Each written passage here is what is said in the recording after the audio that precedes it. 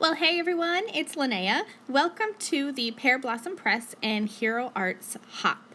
So in this video, I'm going to be using some new Hero Arts items along with the Pear Blossom Press Easy Light system to make a light up birthday card. So let's get started here. This is the Time for Cake stamp set. I'm just going to very quickly stamp out that cake that's in the bottom left. It's that full cake with a slice cut out of it. And I'm also going to be stamping 3 of the candles. Those are going to be my light up elements on the card. I used a Copic friendly ink to stamp my images so that I can color with some alcohol markers here. So I'm going to do my best to leave the caps here as I color. I left in some of the coloring, but not all of it, because it was really easy. So my pinks, I'm coming in here RV14, RV13, and all I do is just add a little bit of dark towards the center of the cake and then blend it out with the light. My reds are going to be R39 and R29. My orange is YR68 and YR15, and then my yellow was Y08, Y06, green was G02, G00, blue was B02, B05, and then finishing up my purple was V17 and V15. Really quick coloring, not much really in terms of blending, and I really didn't even add any shading to the cake itself. I used a C0 marker to add a little bit of shading, but I didn't do much work with that because I'm going to come in here with some glitz glitter gel and add some kind of like icing. So this is just iridescent glitz glitter gel, and I'm going to take a glob. I started off with a tiny little glob, and I didn't like the way that that was kind of moving around. It wasn't giving me the texture that I wanted, so I ended up taking like a pea-sized glob and using the edge of my palette knife to smooth and spread that around. I shouldn't say smooth because I definitely wanted this to have a chunky icing feel to it, so I'm just kind of pushing that around and covering my whole cake. And then once I get that area covered, I'm going to take another glob and push that around. I'm trying to keep my black lines visible so you can still see that it's a cake. Even though this glitz glitter gel will dry and it'll be slightly translucent, I am trying to keep my icing just in between the lines. So here it is. I'm going to set this aside to dry. It only took maybe 10-15 minutes. There's not a lot on there. And then I cut it out with my scissors. I love all that texture and all that glitteriness. I think it just brings a little bit of something extra to the cake. So let's complete the rest of the card. For the background, I took the porthole fancy die and I cut it out of white cardstock. This is a birthday card, and it is not an Under the Sea birthday card, so I didn't want this to look like a porthole. I just wanted it to be a fun grid background. So I'm just going to slide my scissors in and snip away at the little kind of notches that are holding these 2 circles together. And now I just have a circle with a die-cut grid in the center, and it looks like a fun little backdrop. Similar thing with the Happy Birthday Cake Fancy die. I die cut this from gold cardstock, and it creates a negative piece, so you can create a gorgeous shaker card or have a really easy background for your card. I just wanted the sentiment, so I snipped at the edges of where the sentiment adhered or attached to the edges of the cardstock, and now I have a die cut birthday sentiment. I laid that center portion of the Happy Birthday, or rather of the Porthole Fancy die, onto my background, and I just kind of marked where the edges were. I want to do some ink blending, and I wanted to make sure that my ink blending came just a little bit out from where the edge of that Porthole Fancy die was going to be. I wanted to make sure that that white of the Porthole Fancy die was going to show up against the white of the background. Now I'm using some fingertip blending brushes. I get a lot of questions about these, so I will leave them linked in the description below. These are my favorite blending brushes to use, especially when I'm using or blending a small area.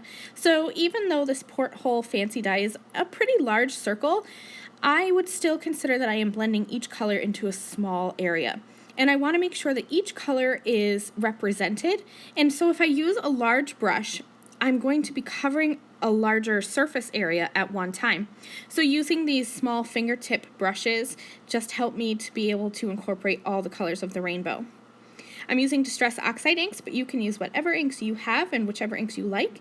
I added some spatters of gold watercolor to the background. I just love to do that, especially when I'm working with Distress Oxides, because where the water kind of seeps out, you're going to get some interesting effects there.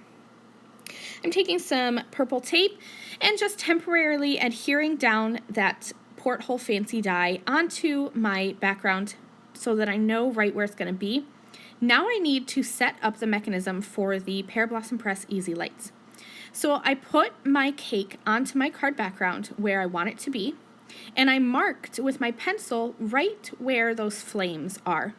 And then I took my piercer and I just pierced 3 holes in the background. You can see them there. That's so that the light can shine through, because I'm going to put my lights behind this piece of cardstock and I want to make sure that my little light bulbs shine through. I lined up that background piece onto a card base and I added 3 little dots right by poking my pencil right through the hole, and that's where I will line up the lights. So you want holes in your front piece and then little dots on your back piece. I also put a little X on my card base. That is where I'm going to be putting the push button for the light up mechanism, and that's that little purple button here. You're going to adhere the mechanism itself from the Easy Light system. You're going to need a battery and then also this little pack here. I just like to use strong double-sided adhesive. You can use liquid adhesive if you want, but I just find the double-sided adhesive is quick and easy. I lined that little purple push button up with my X, so now that it's perfectly placed, I can slide that battery in and then give that a test press, just to make sure the lights are working. Okay, now is the part that is incredibly easy, and yet today my hands didn't want to work. So this whole process of stringing the lights onto the dots and kind of taping the wires down took me 3 minutes and 16 seconds, and that is a long time. This really is easy to do. So you're just going to tape that power pack down and then just kind of run the wires. The wires are long, so these even work on slimline cards. They're long enough for that. And I just like to kind of coil up the lights. You want to make sure that the light bulb is facing up. So you're going to see that little yellow LED light bulb facing up. And I'm just going to put one onto each of the little pencil dots so that each candle is going to have a light shining through. I use washi tape to hold down my wires along the way.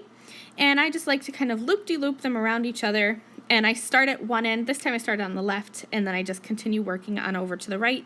Again, making sure the light bulbs are facing up, adding a little piece of washi tape to tape that down.